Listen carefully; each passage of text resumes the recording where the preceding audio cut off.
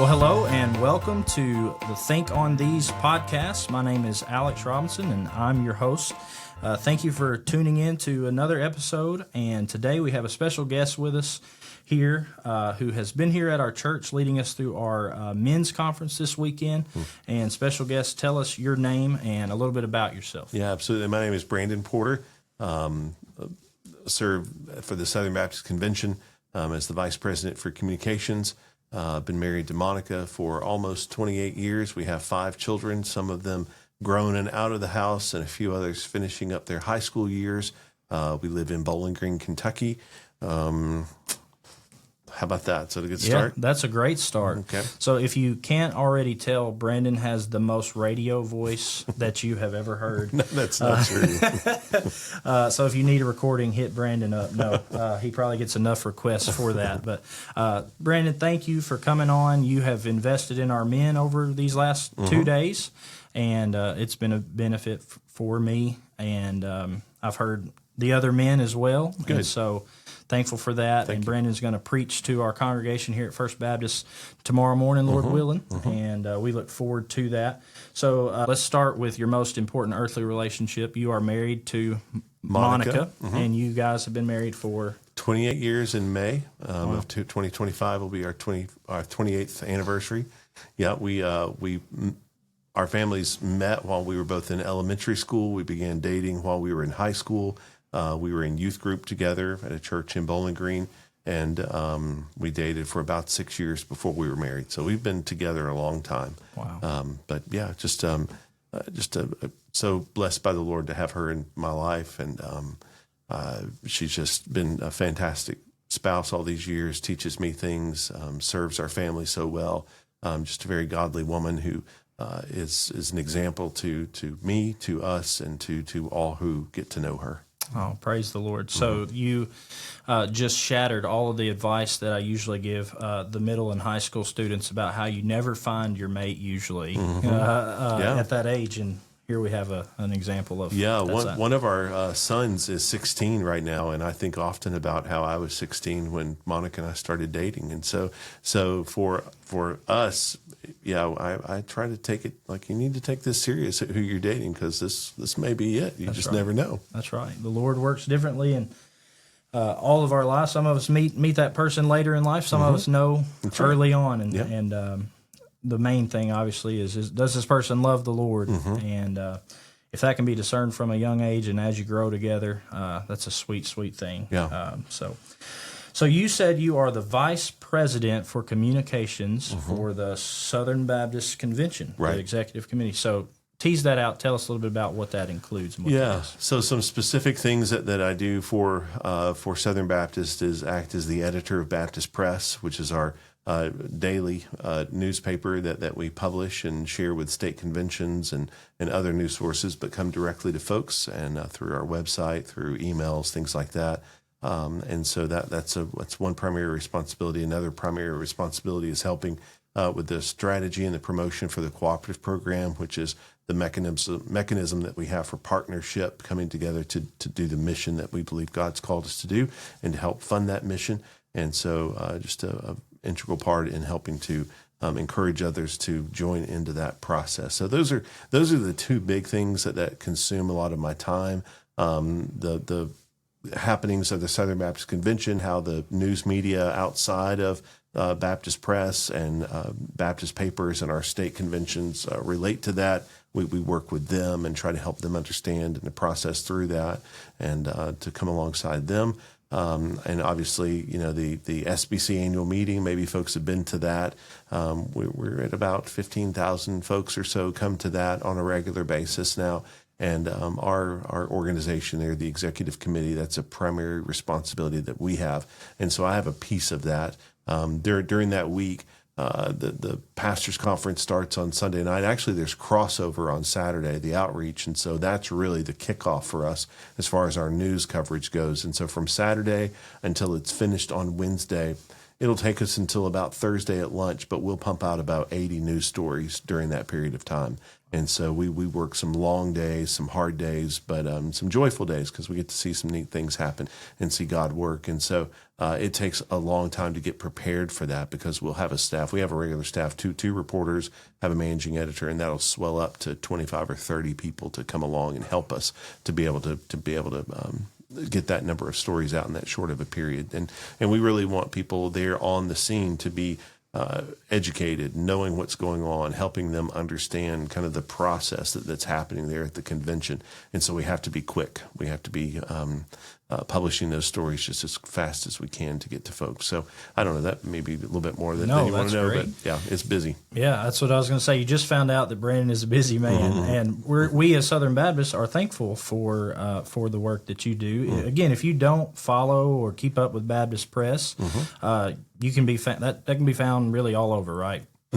Facebook, Twitter, the website. Yeah, BaptistPress.com. You said newspaper, and I thought some of these people don't even know what that is anymore. Right, that's true. Yeah. But that is just a way to keep up with, man, what are Southern Baptists doing all around the world and be encouraged by the work that's being done. And one of the things about the SBC is we do more together than we could alone. And that's just, they're testifying to that. And I'm thankful for that great work. And so we'll talk a little bit more about the SBC near the end of the podcast, but let me ask you just about your church background. Did you grow up going to church? Did you grow up as a Southern Baptist church boy? How did not do that. Yeah, okay. I grew up Independent Baptist.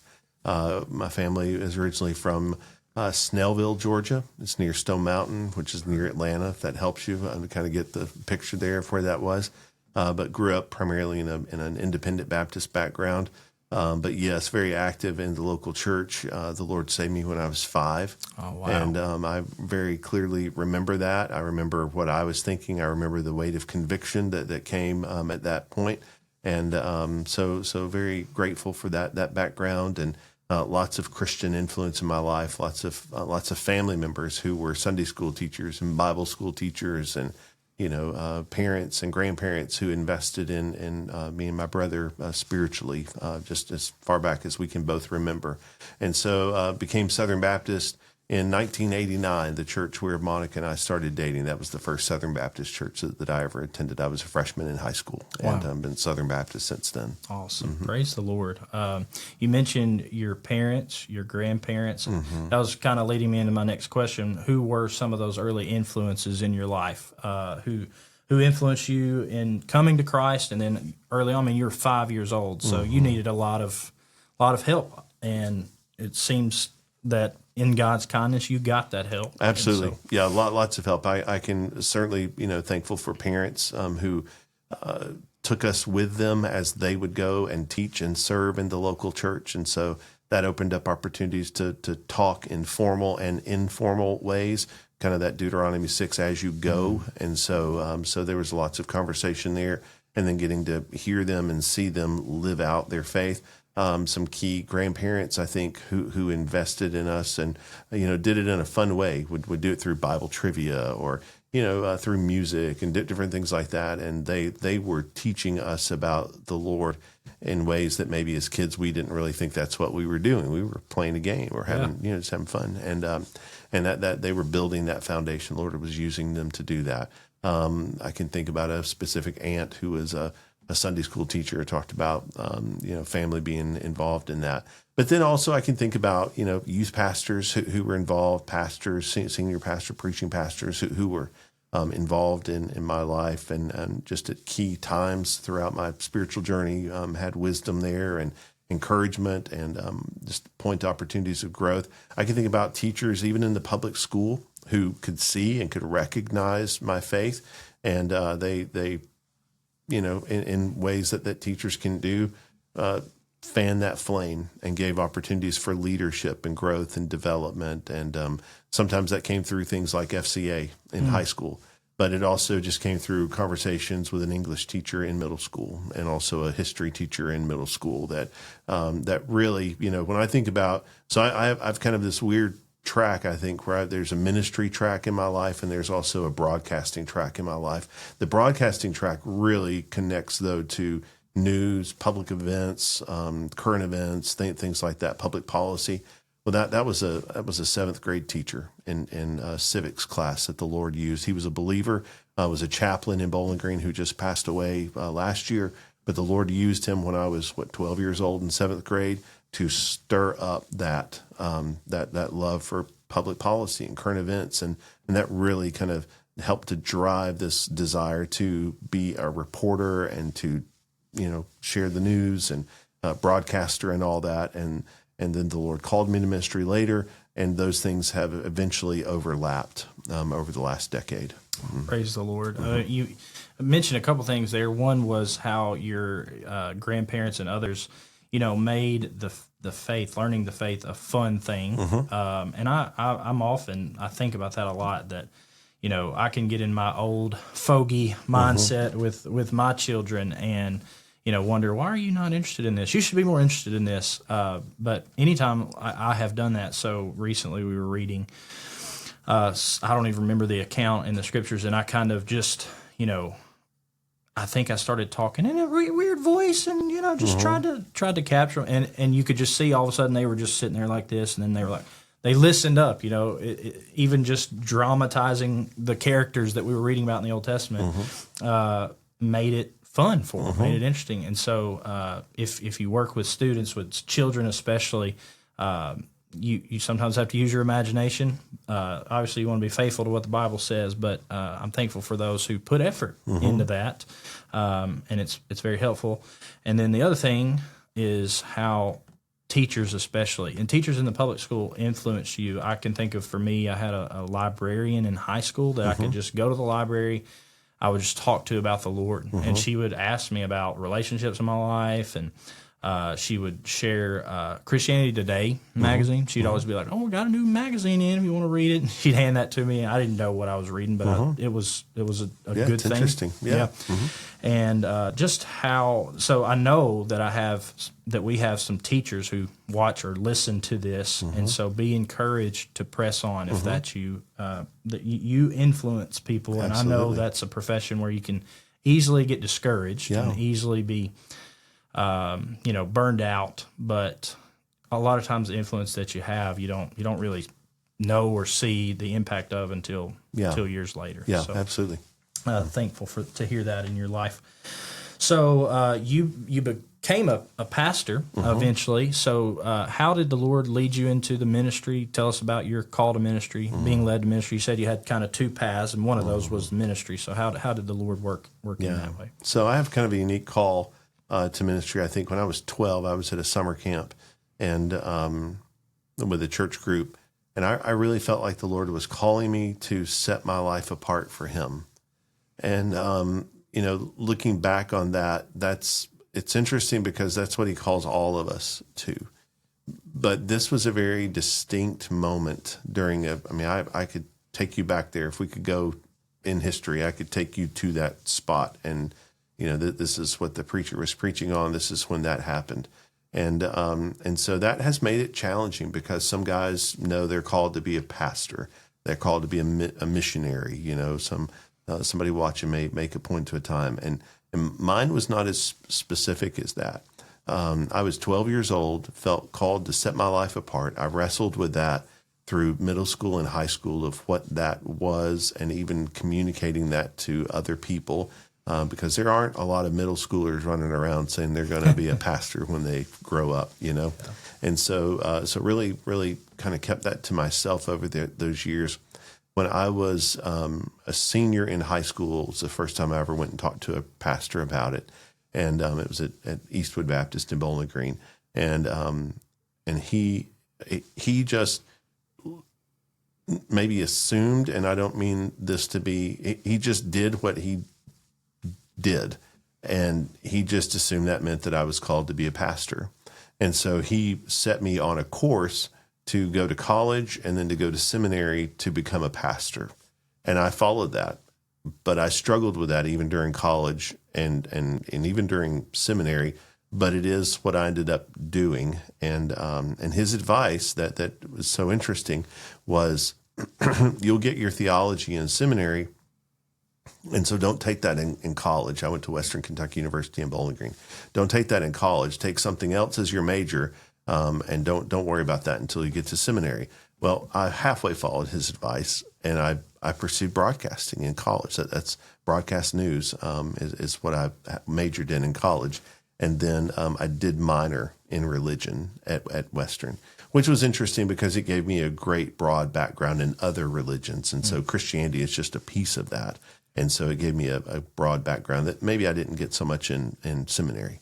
But what that did was maybe set up a struggle in me that I'm supposed to be a pastor. And there are certain things people think of when they think of a pastor. And I don't know that I fit that mold at all times. And I wrestled with that.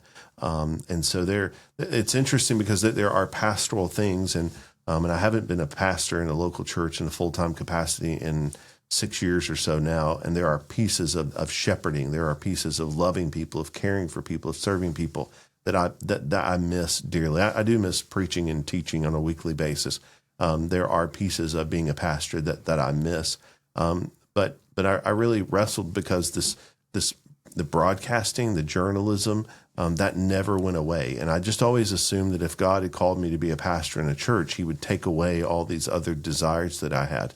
And that never happened until 2017 when the Kentucky Baptist Convention offered me an opportunity to come to their communications department. And eventually I ended up as the communications director. And I was able to utilize the journalism, the communications background, but also come at it from a pastoral heart. And so those things began to overlap on one another. And now doing it for the Southern Baptist Convention, it's the same thing. And so it's really an interesting kind of journey through life because it's been a challenge that I've wrestled many times with being obedient to the calling that God has placed on my life and wondered who I am. And it took decades. It took 2.5 decades or more for that really to kind of be fleshed out where it's now laying over top of each other.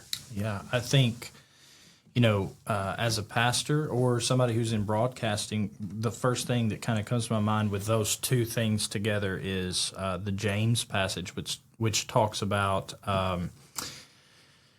you help me, correct me if I, we who use our words a lot, we're going to be judged strictly. And so just the weight of both of those things that, everything we say, publish, put out, especially in this age, you see so much things out there that are questionable at best. But also, just like you said, having the background of being a pastor, which of course that's more for teachers, those who teach. I think that has to be a guardrail and a help for someone like you, for all of us, obviously, but especially with those two paths. I mean, it's a lot of I talk a lot, So that came to mind as you were talking about those two things. And then the other thing is like Christian broadcasting or journalism that's a small. Is it a small piece of the big? Absolutely. Yeah. Yeah. So a unique part that I think is a good thing. I mean, when you read the letters in the New Testament, you see reports coming back to the churches about you gave this gift and this is how it was used. This is what is going on over here, and that's kind of what you're able to do, and that encourages Christians. I mean, we're able to hear the work that God's doing in the world. I was in third grade, so I went to elementary school at a Christian school when we lived in Georgia. And I can remember in third grade, the first time I ever heard about missionaries who, even though it was not articulated in this way, I would now know that they were in a closed country. And it came through a news story that the teacher read to us about these missionaries who sometimes were having to be hidden in that country. And I've never forgotten not only about the work was valuable and they were willing to risk their lives, but somebody had to write that story. And all through my life, I always remembered that. And it's just so interesting to me that, when we write a story at Baptist Press about missionaries doing the work that God has called them to do and that they're being faithful to do, and when we publish that story, a part of my prayer for that story when it goes out is that some third grader like me is going to hear that and it's going to spark an interest to be a missionary and to go and to to make known what the gospel, or it's going to stir up someone to want to tell that story and to share it with someone who it's eye-opening for them, just like it was for me. Yes, I think today, especially, we're flooded with just discouraging things, just over and over and over. You know, it's like we wake up and our app tells us the thing that happened last night that was bad. Here's the next bad thing. And it's just constantly. And if you just feed yourself with that, like, you're a discouraged person, whether you're a Christian or not. Like, you're walking around discouraged. Yeah. And so just to know that there are those, I mean, you're reporting news, and so there are some things that this is just what's happening, but then you're also reporting look what the Lord is doing that otherwise we don't know about. No, that's right. So it's a good balance. So you mentioned in preparation for the ministry, for especially theological training, you went to seminary. Where'd you go to seminary? So I went to New Orleans. I graduated from the New Orleans Seminary. Sure Awesome. did. Yeah. Just tell, what was that like there in New Orleans? I hear I've heard David Platt, who also went there, talk about how it was just a great place for evangelism, and he put in some kind of unconventional ways of evangelizing there in New Orleans, because it is. I mean, New Orleans itself is a mission field, obviously. Yeah. So So we actually lived in Birmingham, so I'm getting ready to throw you a curveball. There you go. Wow. Yep, that's right. Set you up for that one. you did. So we actually moved to Birmingham to go to Beeson Divinity School, which is at Samford University. I graduated college at the time when all the transition was happening at Southern Seminary in Louisville. And so living here in Kentucky, we were maybe even more aware than other people were, not just at what was happening at Southern, but how it was affecting others, say like Campbellsville University, and the social school went there. And so a pastor, I was serving as a youth pastor during college, and the pastor encouraged me not to go get in the middle of the battle that was being fought at Southern Seminary. I was young. I didn't know any different, didn't know any better. And so I took his advice. Looking back on it, I don't know if I'd do that the same way again or not, but that's what I did. And so Monica and I moved to Birmingham and went to Beeson. And I went there for about a year and a half, and I just struggled to feel like I was fitting in. And so New Orleans was just beginning to that they were developing these multi-sites, and I was actually in the very first time that we did a remote learning class. Oh, wow. Yeah. Wow. So this revolutionary technology that we were using on a Saturday, and we went to a church building, and they rolled in a camera, and they had we had a camera on us, and so the teacher could make sure we were paying attention. And a TV and blah, blah, blah, cables all over the place. I mean, it's amazing what we're doing right now versus what that first class was like. And so I had about 30 or so hours on the campus in New Orleans. Now, I did do those things because we were required to go on campus, and we did outreach and did evangelism and things like that. And it is New Orleans is a city that you can find anything you want to find in there.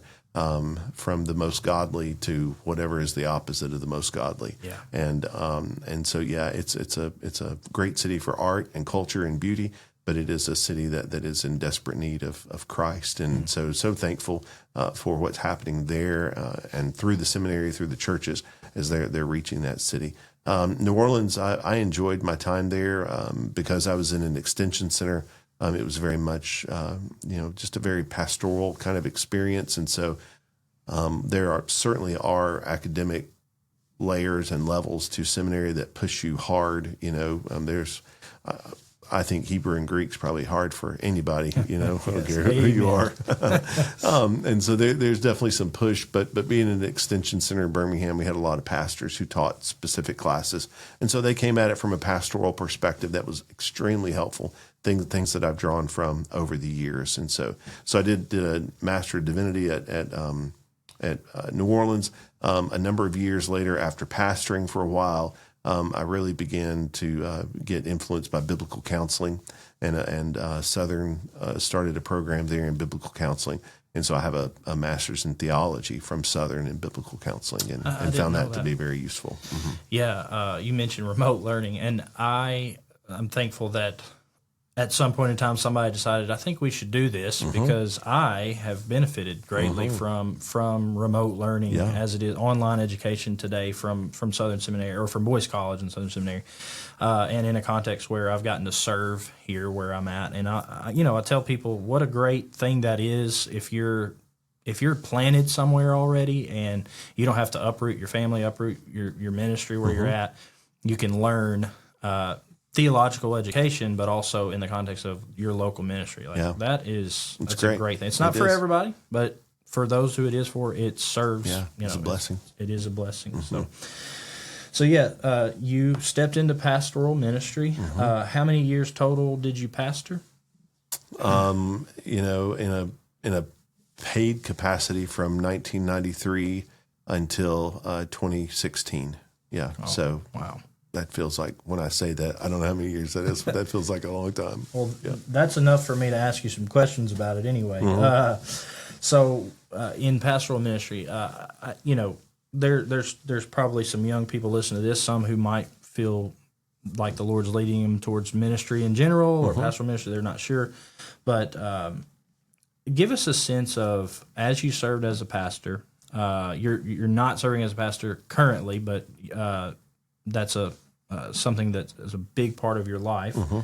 What were some of the greatest challenges of serving as a pastor in a local church for you? I think the pressure to know all the answers, and people lean on you in areas that you may or may not have been prepared and trained in.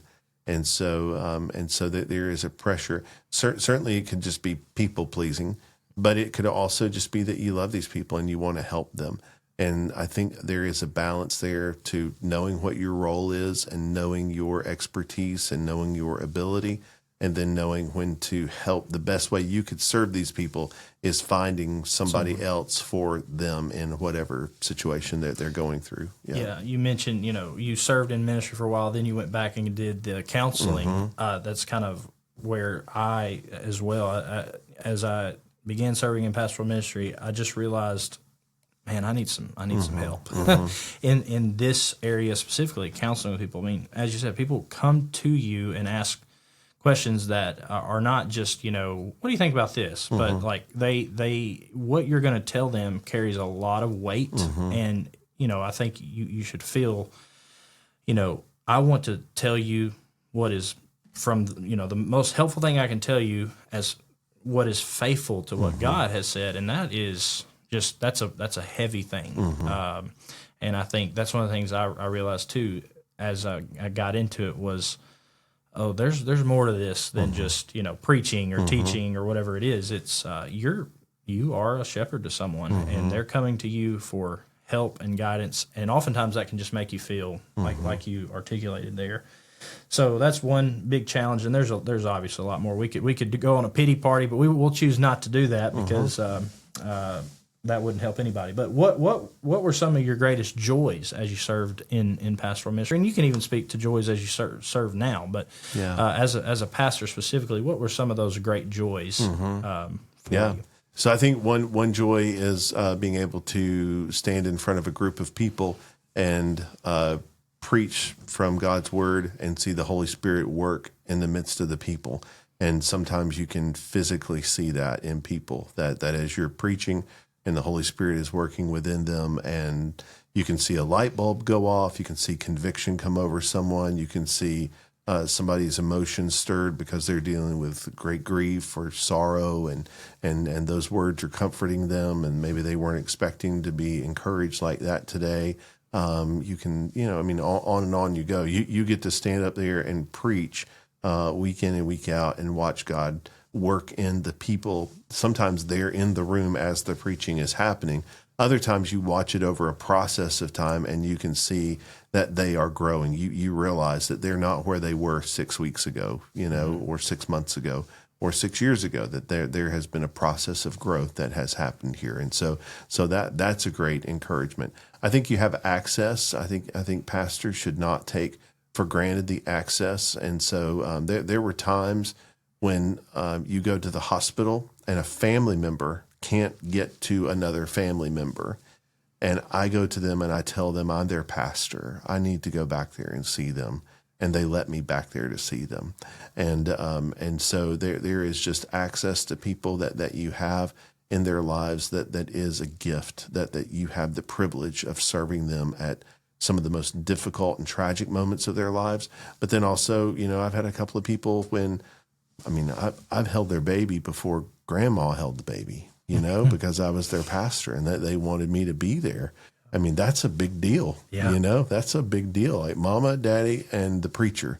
And grandma said, "Why are you going to his church?" Well, you have to hustle. You have to hustle and get there before grandma does, if that's going to happen, And so I mean, like those are just some, like when you think about that, of how much people allow you to be a part of their lives, that is a gift and a privilege that should not be taken for granted. And so those are a couple of things.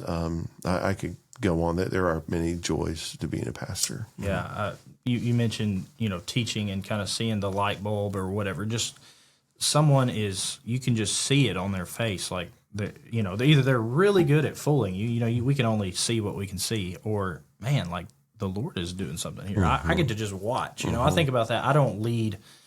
I have led a few times in our singing portion of our services, and that's always an interesting time. That was a very eye-opening time for me when I did that for a small period.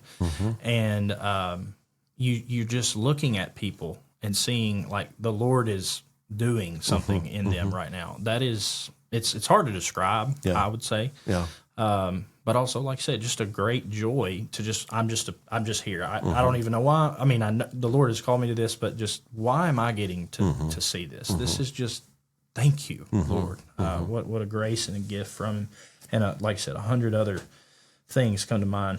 If you were the average person, person in the pew, the average church member, if you were to tell them something about pastoring or about pastoral ministry that maybe they never thought about or they don't know, what does the average church member probably not know, or maybe just not consider that much about pastoral work that's just different from maybe other things? Yeah. Anything come to mind there? I was thinking about this when you were talking about the challenges a little bit earlier. I think people don't think about the fact that whatever the preacher is preaching, the Lord is dealing with that in his life as well. And he is doing his best in his marriage. He's doing best to raise his kids. He's doing his best, his parents are sick, or there's a challenge going on in him physically, or on and on, whatever it is. And so as he is doing the study during the week and trying to prepare to preach, and then as he's preaching that it's being preached to him, even though he's preaching it to you, if that makes sense. And it's tough. It's tough to be convicted by yourself or by the Holy Spirit, but by the words that you preach while you're preaching them, right? Yeah. It's hard to keep a smile on your face and to maintain your train of thought when you're getting taken to the woodshed internally just as much as the person sitting on the fifth pew is getting taken to the woodshed, you know? And we, pastors go through the same, daily struggles, like you mentioned that. It's just life. That's right. They go through life like the rest of us, and they bring that with them. They can't help it. Yeah. And so, that's a good answer. I think you hit the nail on the head there. So, serving as pastor, this is just a fun question here. Do you have any funny stories? I love to hear, pastors, preachers share any kind of funny stories that's appropriate, doesn't demean anybody, that sticks out to you in your time serving as a pastor. Yeah, I think something that sticks out. So, I'm of a generation that the baptistry is just basically a glorified bathtub, right? And so we expect the water to be filled up. We expect it to be warm. It's still all of those things. And so I can think about the first time I did an outdoor baptism, in a creek. And I tell you what, the place where they had the spot carved out, it was a very nice location because they actually even had benches and things like that so folks could sit and could watch the baptism service. but it was in a part of the river where it really came together. And so the current was streaming around in a couple of different directions and then moving out quickly. And so a lot happening in the water. And the Lord had saved this man who was a truck driver, and he was a big man. Oh, he was a big man. And so, I mean, I'm 6'2", and I'm a pretty big dude myself. And so when I call somebody like, I'm talking about offensive lineman for an NFL team type guy, you know? And so our associate pastor, like, we had already talked through this of having some help. First, just to get him under, right? Just to make sure we fully immersed him. And we took care of that. The thing that we did not take into account is that once he was first fully immersed, if we lost physical contact with him, he was going to take off down the river. And he did. And so, and somebody got that. There's a picture somewhere of that, of him floating down. of him moving, and both of us, you know, I mean, Ben and I are making eye contact, and we both know we're saying to each other, grab him, because he's going. Yeah. I've heard so many of, you know, baptistry moments that are funny moments. I remember growing up, my pastor, one time, I guess he didn't know that his lapel mic was on or the baptistry mic was on, and I think we had a projector maybe in front of the baptistry, so you couldn't see, but you could hear. And you know, it's getting to that part in the service where we're about to have a baptism, and all of a sudden you just hear, "Whoa, that's cold!" And it rolls up, and he's standing there. You know, I don't even know if he knew that we all heard him say that, but we all got a good laugh out of that. You know, yeah, those are our, you know, other times when one of the first times I baptized, just figuring out I gotta, you know, those are things that you don't even think about until, I need to do this. So, you know, to even plan, we might need some more hands for this one. Oh, that's good. That's funny. All right, so if there's a young or older person who feels drawn towards pastoral ministry, drawn towards serving as a pastor, maybe the Lord is, you know, that's the first qualification, right? That you desire the work. So they can sense a desire within themselves to do this, but they don't know what to do. They don't know how to begin. What counsel would you give them? So are we answering like how do I affirm that I'm called? That's part of it, yes. Okay. Yeah. So I would say on that, first, go to your pastor or pastors who know you well, that you trust, and ask them if they see this in your life. And so I think that's something so people say to me, even now in my work at the executive committee, that I do it in a very pastoral way. Well, I'm not the pastor of the there is no pastor of the executive committee, right? We're not a church. But it becomes just it's just who I am. It's part of who your character is. And so pastors can see that in their congregation. They can see church members who act in a more pastoral way than others. And it doesn't matter if you're 12 years old or 82 years old. They can see that in those people. And so I would say talk to your pastor, because those things are going to evidence themselves outwardly. Just as much as there's an internal call, there's going to be this outward recognition of that call. So I would say that would be one thing. And then, ask other people to pray for you, to be able to discern.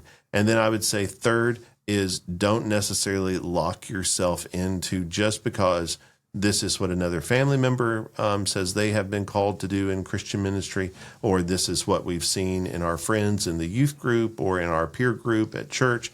You know, again, to go back to my story, the Lord was calling me out to something that was very unique, that I'd really never seen, to be honest. And so don't just feel like there's just one box, or there's a pastor box and there's a missionary box.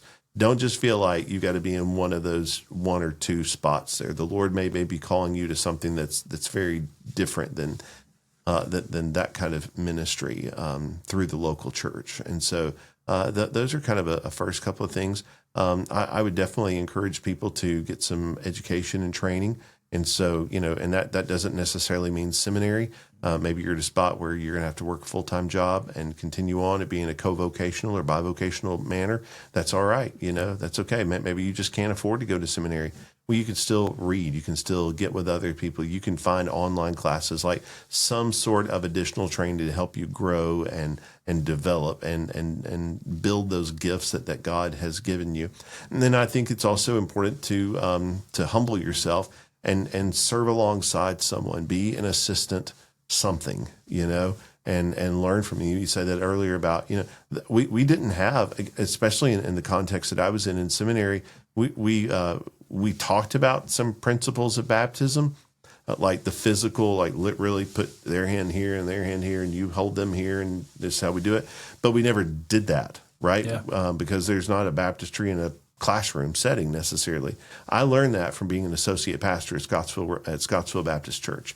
I learned how to serve the Lord's Supper and to think about that and to kind of fence the table, as we call it. Like every piece of that I learned as an associate pastor. I learned how to conduct a funeral. I learned about being at the head of the casket when the service is over and greeting the people and trying to speak a word of encouragement. I learned about walking the casket out to the funeral car and where I needed to stand and what I needed to do and how I needed to help get the casket from the hearse to the burial site. Like I learned all of that. That was all on the job training that was done. And even if that was written in a book, I could have at least, I had that in my brain.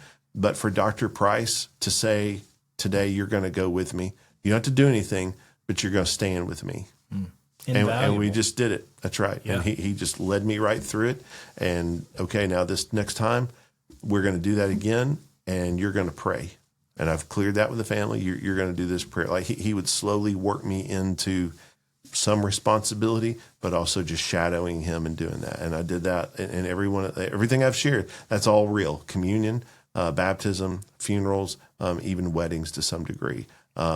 On the job, on hand training as an associate pastor. That's invaluable experience. Don't think that you have to know it all right out of the gate, and don't think that you know it all right out of the gate.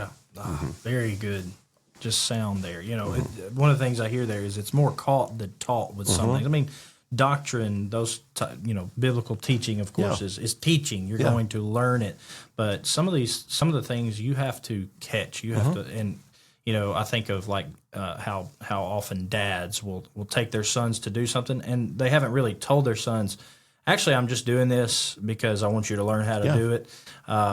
But that's really why I'm doing it. I want you to see how it's done so that you can do it. And good pastors, and that's a word for those serving in pastoral ministry right now. Who are those young men around you, or older men, that you sense this could be what the Lord's calling them to do? I'm going to take them with me. Yeah. I've thought about that a lot with Stephen here, how he has just brought me along with him. I've been there.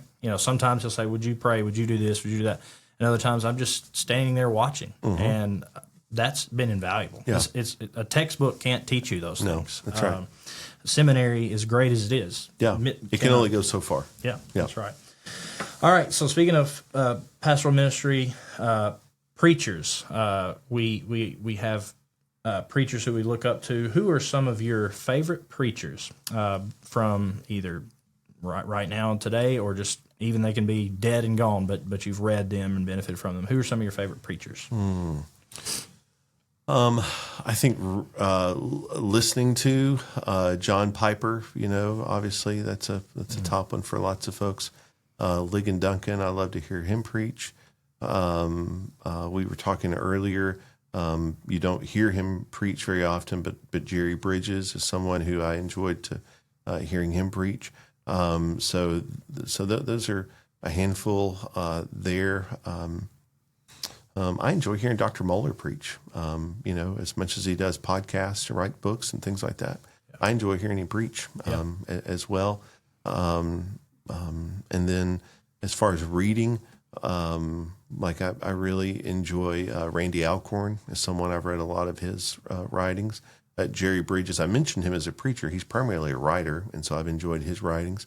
Donald Whitney, I enjoy reading his. He's a fantastic teacher. But I enjoy reading his books as well. Those are maybe three of each that popped to my mind quickly. Yeah, I mean that's I don't know. I could probably keep going, but those are top three that in my book you can't go wrong. I had somebody text me the other day and say, I know you listen to a lot of preaching.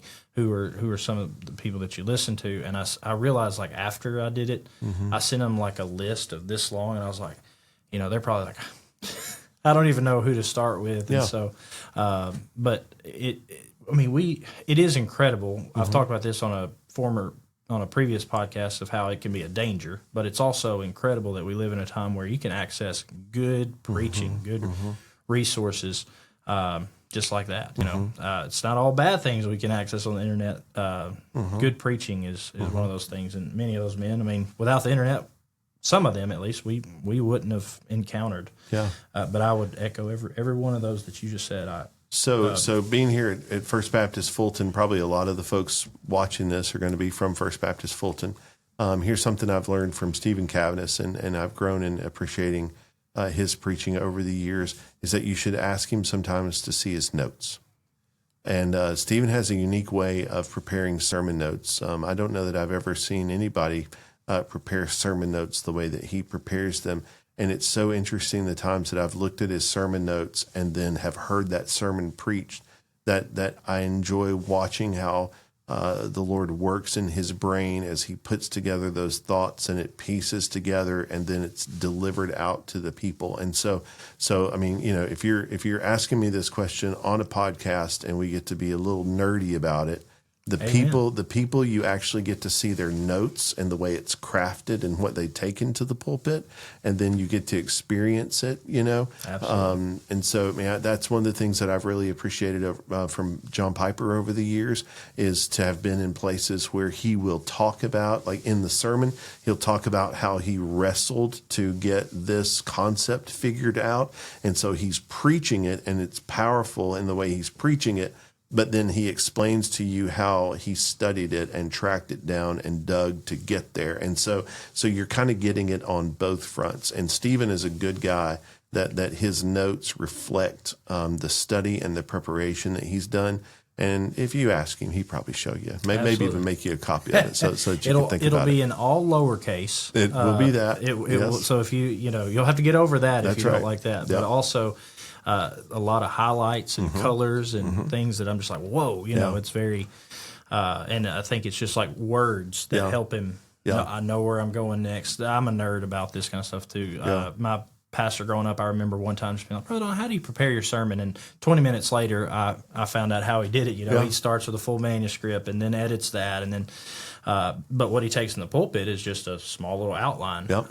And he was your alliteration, was big with him, and asked him one time, why do you do that? Why do you alliterate? And his answer was, it helps me remember where I'm going, stay on track. It's like hooks on a coat rack. Yeah, and I think it helps the listener too. It helps us ascertain what we're hearing. You don't have to alliterate, but if that can be a very helpful tool. So yeah, if you're wondering, I think that is a good exercise to know not just this is what he said. It's a benefit obviously to hear, but also how'd you get there? And oftentimes sermon notes can help us see that, or at least trace that out. So yeah, I could geek out on that, but we won't. So let's move to the final topic before the final topic, and that is you're a dad. You mentioned at the start of this podcast that you are a dad to 5 children, 5, which is more than most of us. So we have some parents who might be listening, and I myself am in the throes of parenting. I have 3 young children, 8, 3, and 1. Parenting is hard. It is. I was thinking recently, out of the 66 books of the Bible that we have, we don't have just a whole lot about parenting in there. You mentioned Deuteronomy 6 earlier, Ephesians, other places. But relatively speaking, the fact that parenting is such a big part of our lives, we don't have a whole lot about just parenting. Now, of course, there's principle and there's wisdom. Right. And so, yeah, if you were going to give counsel to parents of young children today, you talked a little bit about this at our men's conference this weekend. who are seeking to raise their children in the Lord, what would be some of the things that you might offer, that you might say to us, help us with Yeah, I would say be patient. I would say everything is not the end of the world. I would say remember that you are raising a person who, Lord willing, will turn out to be an adult. And so this is not your little science project. This is not your dog. This is a real person who's been created in the image of God, and there are gifts and there are abilities. There are struggles, and there's purpose. God's put that person in this world for a purpose, and you are the steward of that life while you're raising them. And so I would say those are three things that come to mind quickly. I would say good resources. And it's gone out of my brain. We were talking about this before we started. Tripp, yep. Shepherding. Ted Tripp, Shepherding a Child's Heart. That was a fantastic resource for Monica and I to think through. Wish we would have read that when they were younger. We didn't. I don't know. Maybe it didn't get released until they were a little bit older, or we didn't discover it until some of our younger kids were older. But that's a great resource. John Piper has a book on teaching your children to obey, because you are helping to. You're helping them to understand the concept of authority in their lives. And so that helped me to think about helping my children obey for a bigger picture, in a bigger picture than just obeying me, than just doing what I tell you to do. I've heard him say, a father ought to have a look in his eye that he can give a child that they will see this is what God is like, in a sense. I mean, obviously, we're not God, but they can see there's a seriousness to this that it's more than just me, as you said.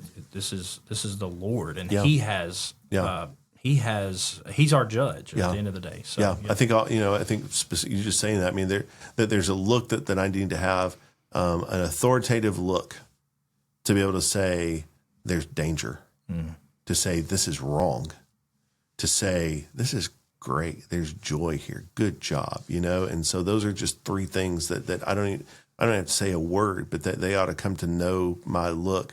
And so, I'm just thinking about the danger look, because sometimes, we just we need to be able to have that level of relationship with our children where we can communicate that deeply and that quickly with them without ever saying a word, which is true. I mean, we've just spent some time this earlier today talking about the role of the Holy Spirit, and the Holy Spirit has a way to do that with us as followers of Jesus, to communicate that, and so we're modeling that for them as well. And so those are some things. I think about the Bible calls them a blessing. The Psalms call children a blessing, that they're a heritage, and so that it's hard work. It is hard work. But ultimately, if you can remember that they are a blessing and not a burden. The work is a burden. The task can be a burden, but the child is a blessing to you from the Lord. It's hard. I mean, it is. There's no doubt about it. It's hard. I mean, we're not finished. We still have two at home, and it's challenging. I think whether your child is a Christian or not, to some degree, if they are, you definitely are.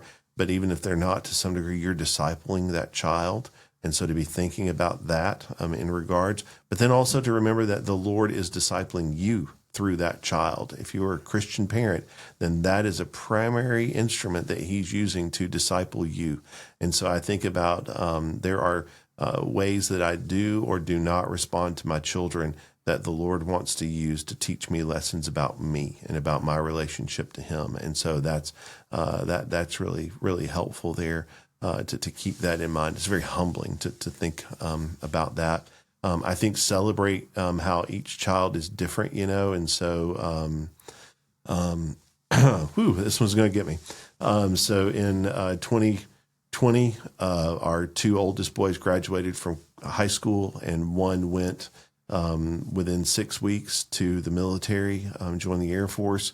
And I can remember Like it had already, I think the meals during COVID, because we were together so much more, because athletics got grounded, so much extracurricular stuff just stopped, that we had more opportunity to sit down around the table as our kids were older and to have meals together. And I really began to think about what each of them brought to the table and their personality and their giftedness and their goofiness and just all that they do and who they are. And I can remember when the last time the seven of us were around the table together, and, like tomorrow Maddox is leaving. And I can remember thinking about, like, this is a moment. And now it's been 4+ years from that moment, and I didn't realize. I realized it was a moment. I didn't realize how significant it was of a moment. But now over the years, as we have gotten back together and have just realized, like, this personality is not at the table now. That personality, that giftedness is not at the table tonight as we eat supper. And I think about that in our family to realize how much God has used these 5 people to shape me and to make me who I am.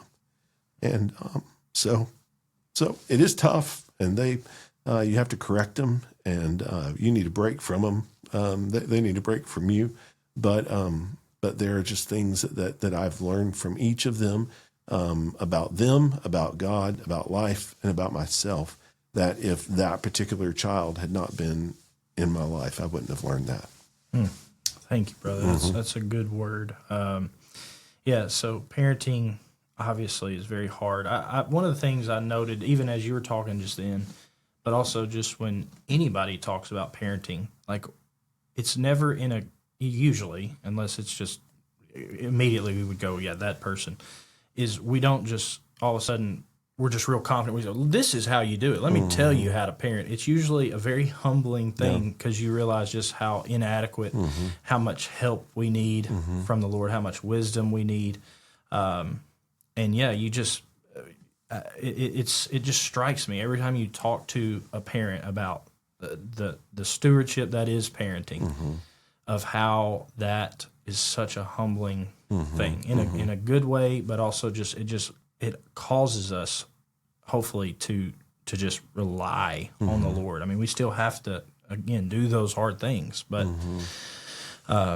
we need Him. And so the word that I just got was, Alex, you need to cherish your family. It goes fast. Yeah, it passes fast. I've got 3, and just to think, I don't know when that day will come. When, I mean, it could come obviously tomorrow, today, for any of us that we're sitting around the table, and this is a moment. Like you said, that really struck me.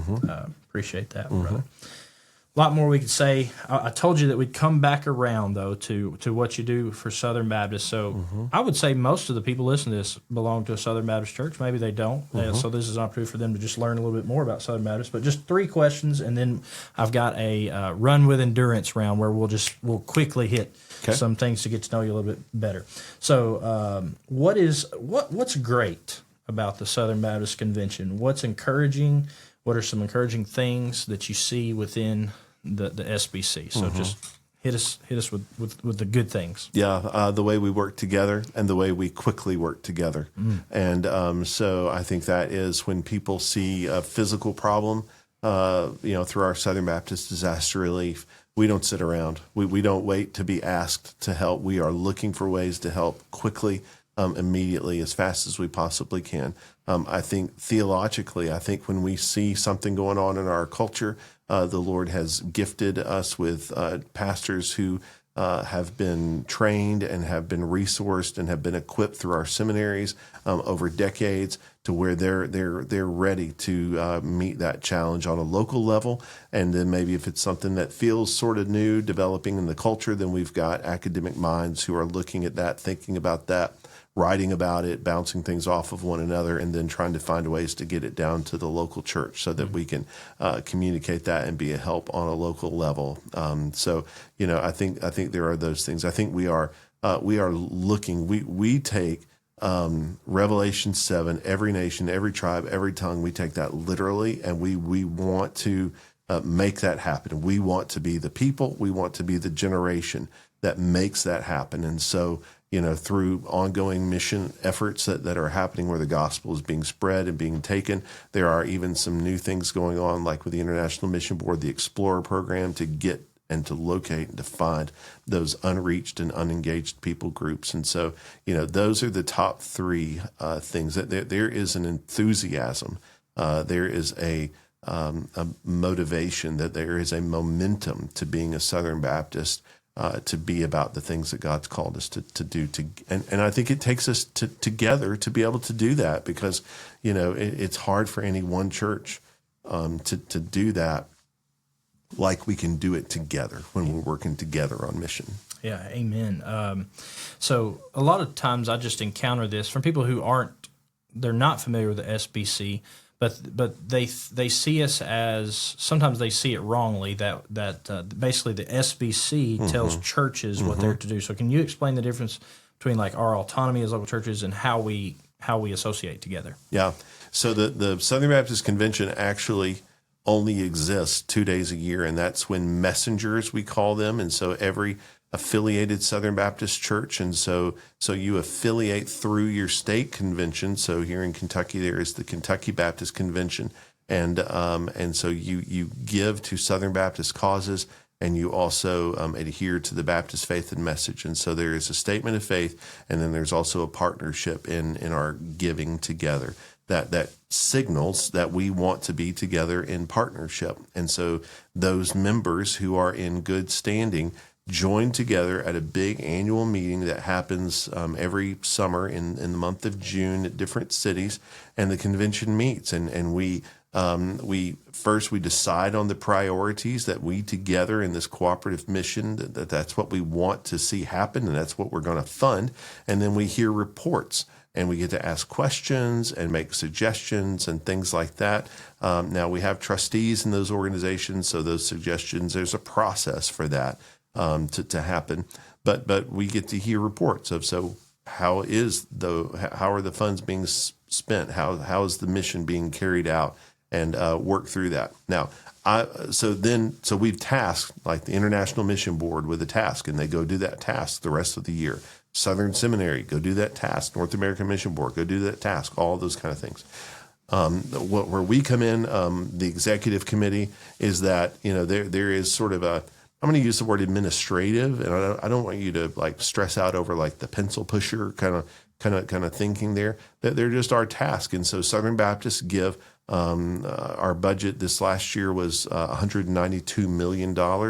Southern Baptist gave just right under that, like $191.4 million. Well, that money goes from your local church to the state convention. The state convention keeps a portion of that, and then that money is sent on to us at the executive committee in Nashville. And then we spread that money out. The Southern Baptists agree on how that money will be divided between IMB, the International Mission Board, the North American Mission Board, the seminaries, the Ethics and Religious Liberty Commission, those agencies and entities, the entities of the Southern Baptist Convention. And so it's our job to receive those funds and make sure they get to their end destination. So that's part of what we do.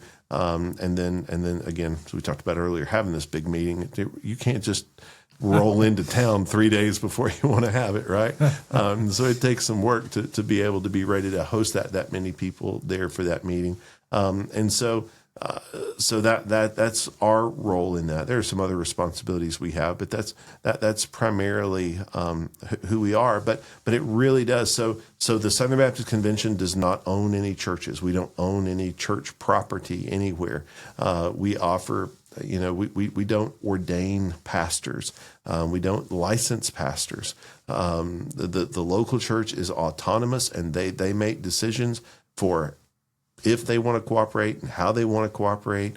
And then they come together with these other churches that they've partnered together, and we find ways to agree to work together in structures and in systems that help a big organization or a big effort like this work together, and the Lord has blessed it for well over 100 years. I mean, close to 150 years. Yeah, so more than 150 years. Yeah. The cooperative program. One of the interesting things about that, I'm sure maybe Stephen has told you this, but the architect behind that, M.E. Dodd. That's right. He was a pastor here at First Baptist Church in Fulton, Kentucky. Yeah, absolutely. Just an interesting fact. Yeah. Concept fully born not too far from here at First Baptist Murray with Boyce Taylor, who was the pastor there. And he came to the point to where, that they were having missionaries, church planters, people wanting to do good things coming week in and week out. And, there's only so much pie on the table, and we need to be strategic in how we slice that pie so that we can make the maximum impact. And M.E. Dodd preached at Boyce Taylor's church there, First Baptist of Murray. And what they had decided there was to not just have people preach and give a love offering, but instead to decide on these causes, to give toward that over a period of time, and then to vote on how they would delineate those dollars to the ministries they came about. M.E. Dodd had been a part of leadership in the Southern Baptist Convention. They were dealing with a very similar issue of how to fund missions, how to support them and help them. And so he took that concept from First Baptist Murray, Kentucky, and thought and took it back. He was pastoring in Shreveport at that time, and he took it back to Shreveport and began to talk to some other Southern Baptist leaders and say, I've seen this thing that I think could work. It's working locally. I think it could work nationally. And now we know that it's making a global impact today. We're getting ready to, 2025 is going to mark the 100th anniversary of the cooperative program. Wow. Yeah. So if you're a Southern Baptist, you may or may not know that if you give to your local church and they're cooperating within the Southern Baptist Convention, you are a part of work all over the world, educating those who are going to be trained to be pastors and missionaries, sending relief to those who have just, like these wildfires in California.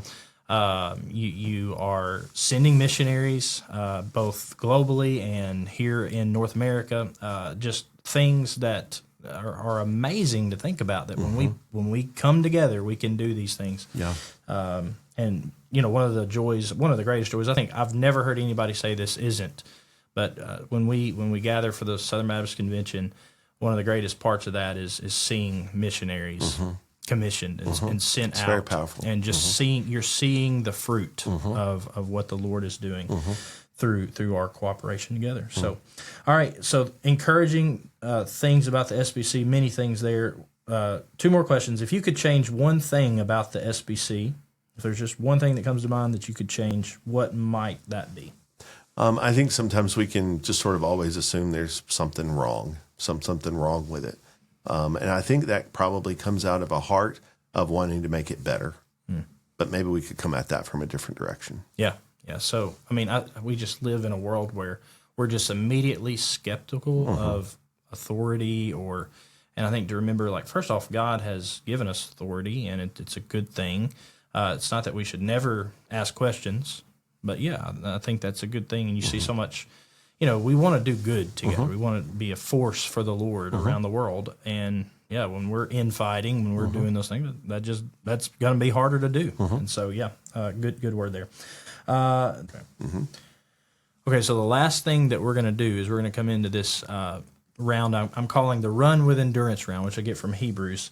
A lot of people call it the lightning round. Okay. So lots of questions at a quicker pace. Okay. So if you're weary listening, we're probably weary talking, but we're gonna push through this, and we're gonna get to know Brandon a little bit better. Brandon, first question: are you an introvert, extrovert, or ambivert? I've never heard. An ambivert is you see both of them. Yeah. In yourself. Probably that. Okay. Yep. That's what I would say about myself. I know this is hard, but what is your favorite book of the Bible? You can pick two if you have to, because we have two testaments. Yeah, Ephesians. Yes. We're about to start that. So if you're at First Baptist Church in Fulton, there you go. Look forward to that. Pray for Pastor Stephen as he's getting ready to lead us through preaching that wonderful book. Your favorite fast food restaurant? Ooh, Culver's. Ooh, I like Culver's. Speaking of Stephen, he's not a huge fan of Culver's. Well, at least the ice cream, he said the other day. No. You don't like the ice cream? It's okay. It's fine, but I'm more about the burgers and fries. Yeah. Oh, so good. Yeah. I love the ice cream, too. All right. Fruit or veggies? Veggies. A word to your younger self. So if you had to give yourself just if I could go back in my teens or 20s, and give myself just a word, you can only talk to yourself for 15 seconds or less. So what word would you give? Yeah. Be patient. There are things that are going to happen that you don't expect, but the Lord's going to bring them together and bring good out of them down the road. Good. That's pretty good. Most people, when I've gone through this as a test run with people, and they just get caught, they can't think. So you're doing really good so far. Maybe I'll stump you on one of these. Your favorite holiday? 4th of July. Why's that? I just love being together with family. We can be outside. There's no pressure like there is at Christmas. It usually is something where there's just sort of food and fun in the afternoon, and you have to stick around because you've got to let it get dark so that you can do fireworks, And so I think it encourages people to be together for a longer period of time. There's just not the pressure that comes like at Thanksgiving, like the big meal, or Christmas and the gifts and things like that. So it's not, here in Kentucky, it's warm. It's not like late July or August hot yet, Yeah. So anyway, Good answer. Okay. Yeah. Where did you and I first meet? I guess it was, maybe at one of the either here yeah. or at so it was either here or when you came to one of the conventions, Yeah. Southern Baptist conventions, I or think it was here, but or maybe in Louisville when you came to one of the worship conventions, and I may have come over because we were living in the Louisville area. So yeah. yeah. Okay. Beach or mountains? Mountains. Mountains. So if you're going on a getaway, if you want to buy Brandon and Monica a getaway right now, mountains. Okay. All right. He didn't pay me to do that. Favorite TV show? Do you have a favorite TV show? It can be older one, retro, or newer.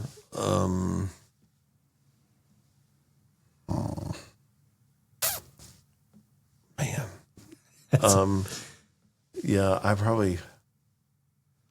I don't know. You could say like, I'm John Piper. I don't watch TV. No, I thought about using that as a answer, but that's not true. I like young Sheldon. Okay. That's one our family has watched over the last few years. Like the younger version of The Big Bang.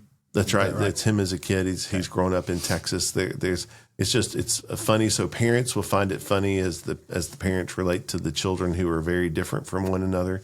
The mom is very religious, and so the rest of the family is not. And so to watch them kind of deal with that and get their mind around that, it's there are lots of levels to that. That's here recently. It's fun, it's entertainment, and it gives something to think about going down the road. Those are the best kind. There you go. Right? They're both fun, but they have a lasting value. Yeah. Okay. Tea or coffee? Coffee. Do you like sweet tea? But not with sugar, with something like Sweeteners. yeah, Splenda, something like that. All right. Favorite candy? It can be chocolate. It can be anything. Favorite that's candy? easy. That's Reese's. Oh, me too. Yeah. Yes. We're brothers. Okay.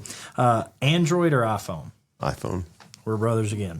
Would you rather travel to space or the deep ocean? Space. Why so? I want to see the Earth from space, and I also, I just the which I know it's true in the ocean too, the vastness of space. So I would love to be able to see that outside of our atmosphere and just really in the dark and be able to see stars really in true darkness. And weightlessness. I mean, come on. Oh, yeah. Come on. And if Elon keeps going, you might actually get to see that happen. Well, I don't know. He might make space travel a real thing for all of us. Anyway, good answer. Mayo or mustard? Mayo. All right, me too. Are you a morning person or a night owl? Morning. Yeah. What about your wife? Is she the same or is she different? She's morning. That's good. Yeah. That's always good. If you're the opposite, if you're the morning person, try to have grace. That's right. Yeah. My wife is like, I'll get ready to go to bed, and I'm ready to go to bed. Like, I'm a morning person too. Yeah. And my wife sometimes lingers, and I'm just like, I'm ready to go to bed, you know. And then in the morning, of course, it's a little awkward. But although she gets up early too, so that's a tricky thing. But anyway, Mexican or Italian? Probably Italian, even though I go to Mexican places a lot more. Yeah. So yeah. Okay. Cold or hot? Cold. Rock or rap? Rock. Give me your top 3 rock people. See, I'm much more of country, actually. Oh, okay. Same here. Yeah. You got a rock person that you're like, oh, I like him or them. In case my son ever watches, one of my boys ever watches this, I'll say John Mayer. All right. How about that? My wife likes John Mayer. Yeah. All right. A book or an author that changed your life outside of the Bible. Of course, the Bible. John Piper. I would heartily amen and agree with that myself. Yeah. Favorite movie of all time? Man, it bounces between Star Wars and the Avengers. Yeah. Never seen either one of them here. Wow. How about that? They make fun of me here at church a lot because I've never seen Star Wars, never seen Avengers or half of those like Marvel movies, and I've never seen Lord of the Rings. I've never seen Rocky. That's the one they give me the really hard time. Yeah. You've never seen Rocky? I have seen parts of Rocky actually. I can't say I haven't seen it, but not like most people. Were Yeah. I have a hard time thinking of favorites. So like some of these questions, I'm thinking of 3 or 4 things. Right. But I'm assuming you want one. Yeah, give me one. Yeah. But if there's a couple that you just can't dispense with. Yeah. All right, we got 4 more, and then we're going to sign off. If you could have dinner with any historical figure, biblical or just historical, who would it be? Well, I'm counting on spending eternity with a lot of these people, so I'm going to just wait on a lot of them, So I'd say Abraham Lincoln. Somebody else said Abraham Lincoln when I asked him that. And I'm hoping he's there, but I'm thinking specifically of biblical characters. I'm thinking about biblical characters. Yeah. Why so? Give me a snippet. Why would you want to sit down with Abraham Lincoln?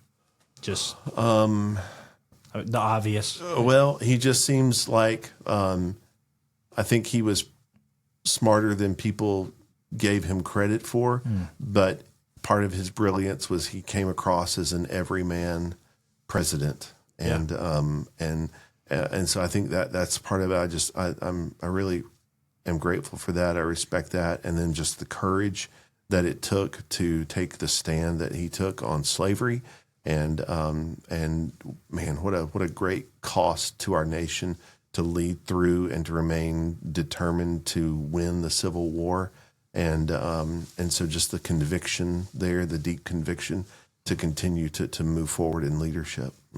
Yeah, good word. So 3 more. We've hit on influences already, but who has been the biggest influence? And I hate to say that because sometimes it's hard to say one person, but just give me a big influence in your life and your walk with the Lord. Wow. And you don't have to say they are the one biggest, because I have trouble doing that. I have multiple. So just if there's one that comes to mind. Yeah, I think so. My dad helped me write my very first Bible study when I was a kid, and that's something that I think about on a regular basis. Who makes me choke a little bit even saying it. And so definitely him, and then his dad, my grandfather, who and I mean my dad has been as well, but he is one that I remember first, just being a servant of the church, just loving the local church and being a servant of the local church. Yeah, I've caught that from you over this weekend, that the Lord blessed you with a great family that invested in you, and you're doing that with your family. So praise the Lord for that. 2 more. Favorite quote or motto. It could be like a proverb or something like that, but just one that it doesn't have to be, again, your absolute favorite, but one comes to mind that this is a quote or motto that I like. Yeah, he is no fool who gives away what he cannot keep. Yeah, Jim Elliott. From Elliott. And lastly, do you do a morning quiet time or an evening quiet time? Yeah, morning. And give us a few tips for quiet time. So it's tough. I drive. I live in Bowling Green, Kentucky, and 4 days a week I have to work in Nashville, and so I think a tip is be open to life is not always going to look the same and be the same. I think that it is like using that phrase. It is quiet time. It is not sit at your kitchen table time. It is not chair time. So where are you that you can be quiet and still before the Lord and with the Lord. And so honestly, I have had to adapt that over these last 3.5 or so years, that I spend a lot more time in the car than I have over previous years of my life. And so I've had to learn how to take in and be still before the Lord, even as I'm traveling. So I would say that's maybe the, be careful not to be too legalistic in it, that you heap guilt and shame on yourself if you create this formula or recipe for yourself that's not in the Bible, but that you use to enforce on yourself. Because life when you are single is different than life when you are married. If God blesses you with kids, life's going to be different then. And then, as you get older and kids leave and life changes, there's all kinds of change that happens in life. And so be careful that you don't allow yourself to have the flexibility I think that God gives us and understands in life as it moves. Yeah, I'm reminded of the passage we referenced it this weekend in Ephesians, where it says, "Be careful then how you walk, because the days are evil," making the best use of the time. And so, you redeem your car ride every day. That becomes your time with the Lord, or part of that time. So, and not laying down this is what this person does, I got to do it just like them. Yeah. I can take some things from them, yeah, but it may not be your whole thing. Amen. Yeah. Amen. Well, Brandon, thank you again for coming on and joining me today on the Think on These podcast. And we hope that if you're listening to this, you will, until next time, think on these.